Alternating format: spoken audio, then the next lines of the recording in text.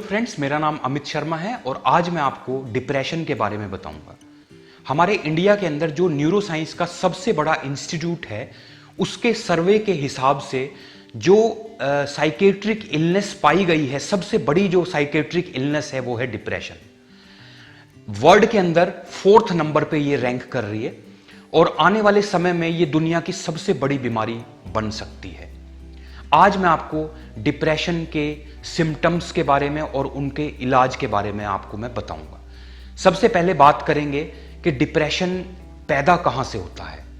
Actually depression जब एक human being है और कोई भी काम उसके अकॉर्डिंग नहीं होता तो एक तनाव पैदा हो जाता है, और जो वो तनाव है वो चिंता का रूप ले लेता है, और जब ये चिंता ज्यादा समय के लिए सरवाइव होती है तो ये चिंता डिप्रेशन बन जाती है। इसको हम अवसाद भी बोलते हैं। अगर जो हम देखते हैं कि हमारे इंडिया के अंदर नॉर्मली डिप्रेशन का पता ही नहीं चल पाता, क्योंकि उनको यही नहीं पता होता कि वो डिप्रेशन में है। आज हम उसके सिम्टम्स के बारे में डिस्कशन करेंगे। जो डिप्रेशन का सबसे बड़ा सिम्टम है वो है उदासी। मीन्स नॉर्मली इसके अंदर व्यक्ति का मन हमेशा उदास रहता है। नॉर्मल उदासी और डिप्रेशन की उदासी में एक सबसे बड़ा फर्क है कि नॉर्मल उदासी जो है, यदि कोई छोटी सी खुशी मिलती है तो वो उदासी फिर खुशी में बदल जाती है, लेकिन डिप्रेशन की उदासी हमेशा 24/7 एनवायरनमेंट में उदासी ही बनी रहती है। इसका जो दूसरा लक्षण है वो है थकान। हमारे शरीर में थकान महसूस होती है और एनर्जी का लेवल हमेशा डाउनफॉल में रहता है। उसके बाद है इसमें हमारी जो कंसंट्रेशन है वो बहुत ही ज्यादा वीक हो जाती है, और हमारी जो डिसीजन लेने की क्षमता है वो भी कम हो जाती है। हमारी किसी भी चीज में जो फोकस है, वो स्टूडेंट का फोकस जो है अपनी पढ़ाई से हट जाता है। इसमें जो है आदमी को गिल्ट फील होने लगता है। मीन्स उसको लगता है कि ये जो जितना भी कुछ हो रहा है वो मेरे कारण हो रहा है। उसको हमेशा गिल्ट फील होगा।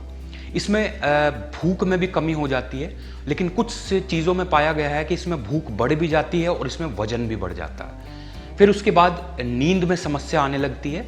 लेकिन नॉर्मली जो देखा गया है डिप्रेशन के अंदर, जो सुबह की नॉर्मली नींद है वो जल्दी खुलने लगती है, और अंत में जो लास्ट पॉइंट है, 8th पॉइंट जो है वो है कि व्यक्ति अपने आप को नुकसान पहुंचाने की कोशिश करता है। तो दोस्तों, यदि इनमें से इन 8 कारणों में से यदि आपको 5 कारण 2 हफ्ते से ज़्यादा से दिखाई देते हैं तो आप डिप्रेशन के शिकार हो सकते हैं। बेसिकली ये 2 कारणों से होता है। इसके 2 काज होते हैं। सबसे पहले जो है वो एक बायोलॉजिकल रीज़न, और दूसरा जो है इसका साइकोलॉजिकल रीज़न होता है। बायोलॉजिकल रीज़न के अंदर जो हमारे माइंड के अंदर न्यूरोट्रांसमीटर होते हैं, उनका जो सिस्टम है वो बदल जाता है। मीन्स वो इनबैलेंस हो जाते हैं, जिससे कि कुछ केमिकल्स जो हैं वो कम रिएक्शन, कम रिलीज होने लगते हैं, जैसे कि न्यूरोपेप्टाइन है, डोपामाइन है। ये इस तरह के केमिकल्स हैं जो हमारे शरीर में बनने बंद हो जाते हैं।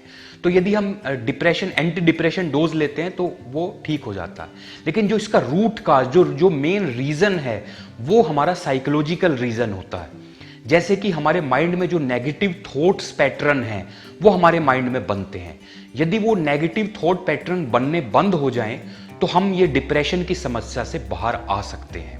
तो इसके लिए कुछ थेरेपीज भी होती हैं। बेसिकली इसकी 3 थेरेपी होती हैं, लेकिन जो इसमें जो इफेक्टिव जो थेरेपी है वो हमारी जो है बिहेवियर थेरेपी है, मींस CBT। तो ये थेरेपी एक्चुअली इसकी काउंसलिंग सेशन होते हैं, जिसमें कि हम नेगेटिव थॉट पैटर्न की जो चेन है उसको हम खत्म करते हैं। तो यदि आप अपने माइंड से नेगेटिव थॉट पैटर्न खत्म करते हैं तो हम डिप्रेशन से मुक्त हो सकते हैं। आने वाले नेक्स्ट वीडियो में मैं आपको बताऊंगा कि जो नेगेटिव थॉट्स हैं उनको आप पॉजिटिव थॉट्स में कैसे बदल पाएंगे। अगर जो मेरा ये वीडियो आपको अच्छा लगा हो तो आप शेयर करें, सब्सक्राइब करें, और मेरा जो नोटिफिकेशन बेल है उसको आप प्रेस करें, जिससे आने वाले समय में आपको न्यू वीडियो का नोटिफिकेशन मिल जाए। Thank you.